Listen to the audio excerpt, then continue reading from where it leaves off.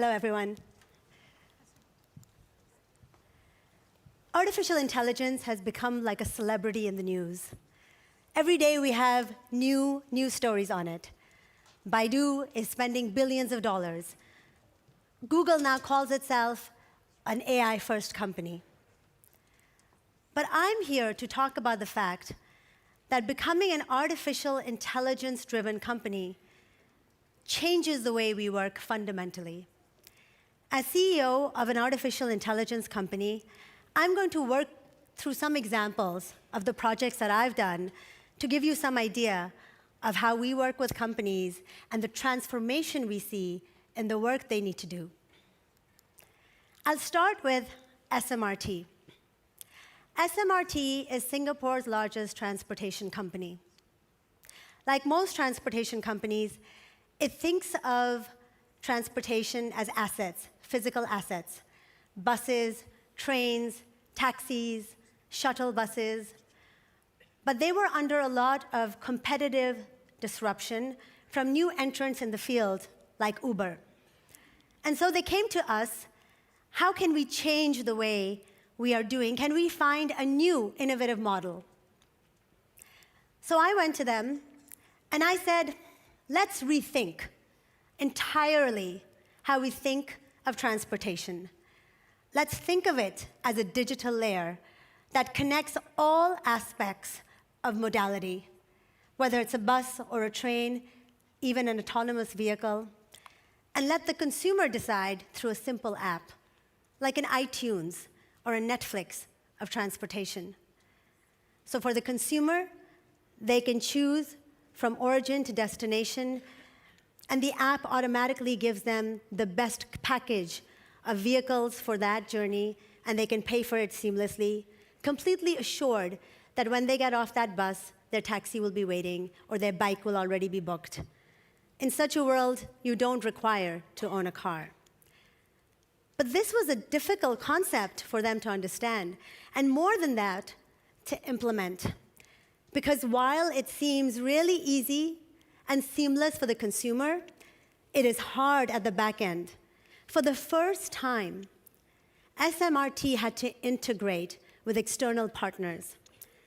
They had to integrate with companies from China, autonomous vehicles from Denmark, all different operating units in Singapore to provide this platform. They had to negotiate data access. Who owns the customer? Who gets the commission on a particular ride? But once this was done, despite a lot of the obstacles, I would say thanks to the bold leadership in SMRT, it became a highly successful project. And here are some of the things that we have already integrated with them: buses, car sharing, taxis, autonomous vehicles. Personalization is a core of artificial intelligence. But to the consumer, it seems easy. But to everyone behind the scenes, it is complicated to build an integrated system. You need to have skills. But these skills are just not technology. These skills require the domain expertise of transport providers and also the negotiating power of these individuals. You know, even governments need to rethink the way they work. Most governments work in silos. Perhaps that's not the case here. But in most governments it is. You have the land department, the police, the health, the utility, and then you say, somebody comes from the top and says, let's be innovative. But it's hard to be innovative. It's good to partner with people who are specialists. For example, Dubai has done something like that. Dubai decided that instead of telling all its agencies to just go and innovate and use artificial intelligence, robotics, and IoT, and good luck with it, they said, we are going to give a grant to startups, and anyone in the world can apply. And when you do, you can then co-create a solution with any agency. And this was a highly successful endeavor.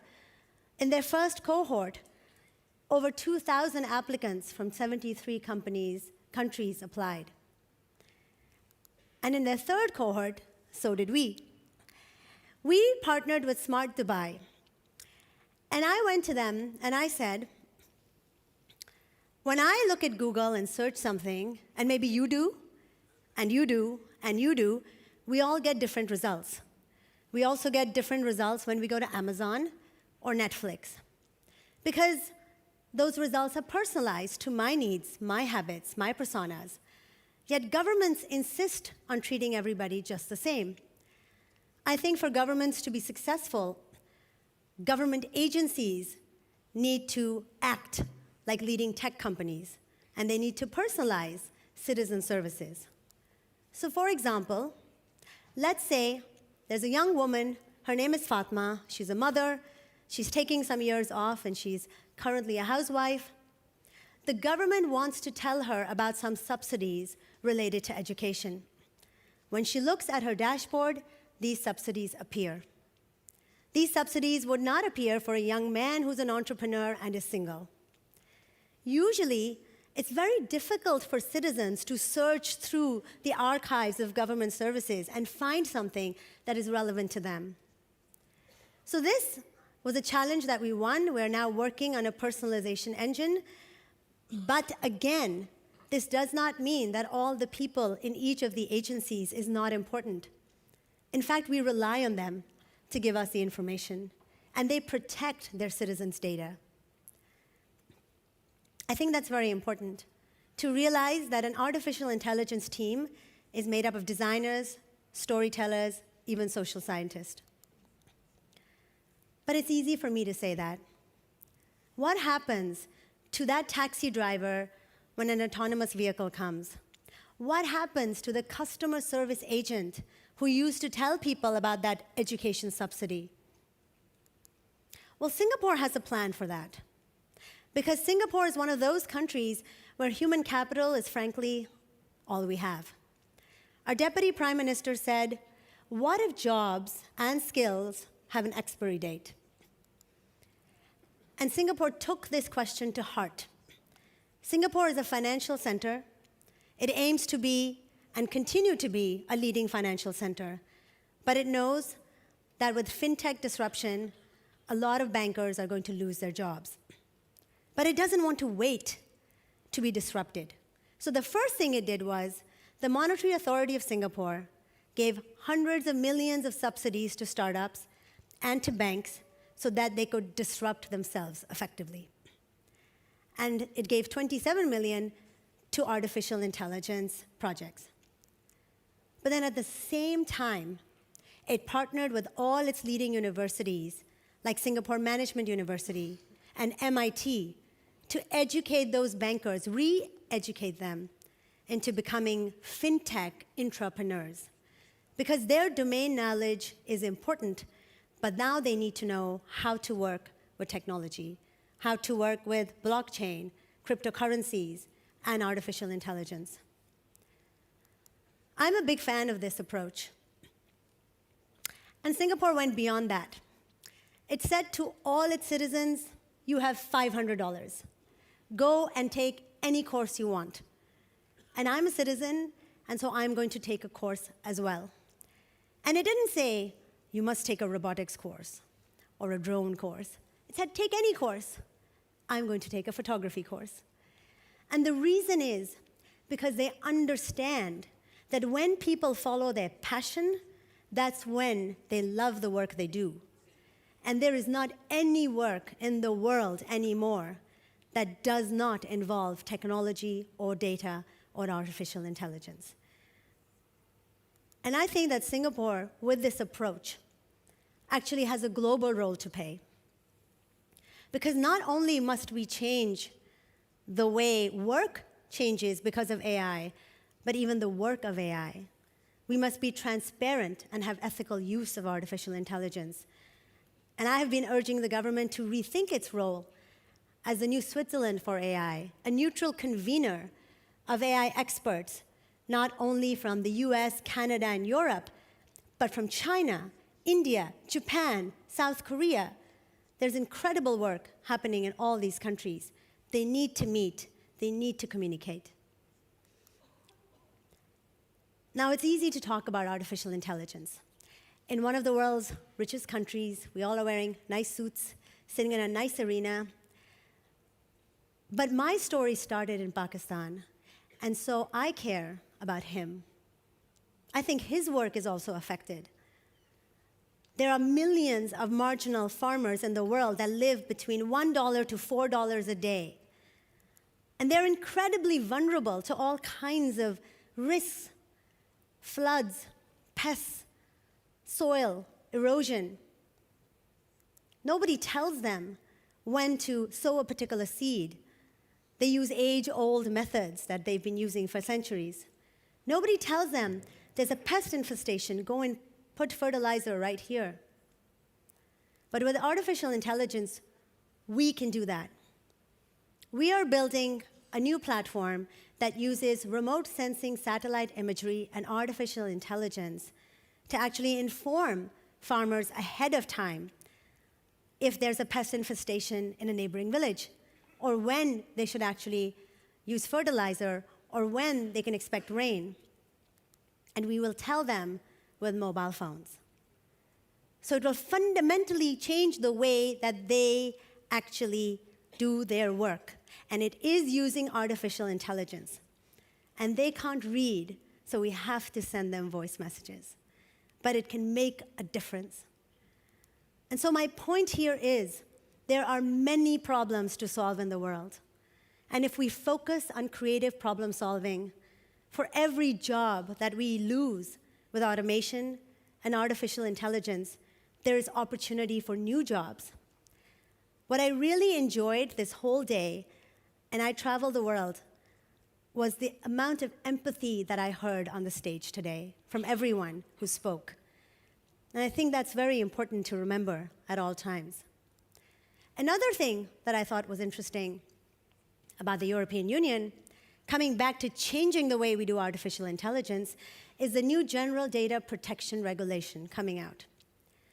There's an article there, Article 22, and it says, if an algorithm made a decision that significantly affected your life, such as a student loan or a house loan, then you have the right to ask for an explanation. Now, for artificial intelligence, that's complicated because we deal in black boxes. If you give me thousands of pictures, I can tell you if it's a cat or a dog. But we tend not to explain why. There's a new field called explainable AI that actually reveals its inner workings. And more fields like this are coming.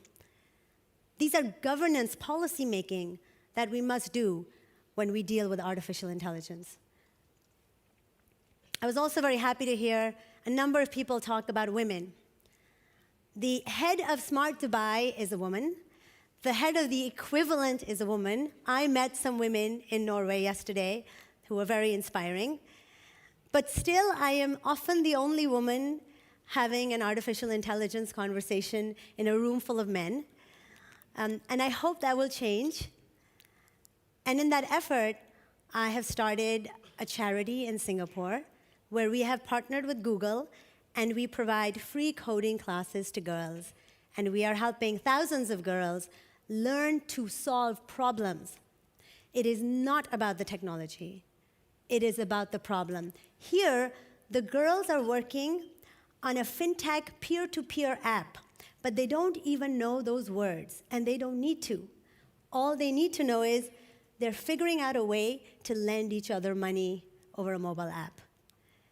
And so that is what excites me about artificial intelligence, is the potential to do good, the potential for our youth to learn.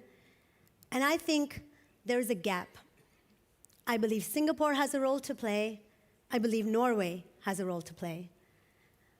Norway has many industries in which it can do leadership.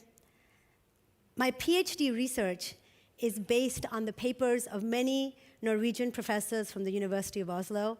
So I know that you have fantastic researchers in this country. And I also know that there's a global role to be played by Norway, a role that's important. That artificial intelligence, if you do it right, actually can be equitable and just. That some people will lose their jobs, but some efficiency will happen, and new opportunities will be created, and we will protect those for some time and help them find new jobs when they are lost. I urge Norway to take on this role. I'm excited about it. I hope you are too. Thank you very much for having me here. Thank you.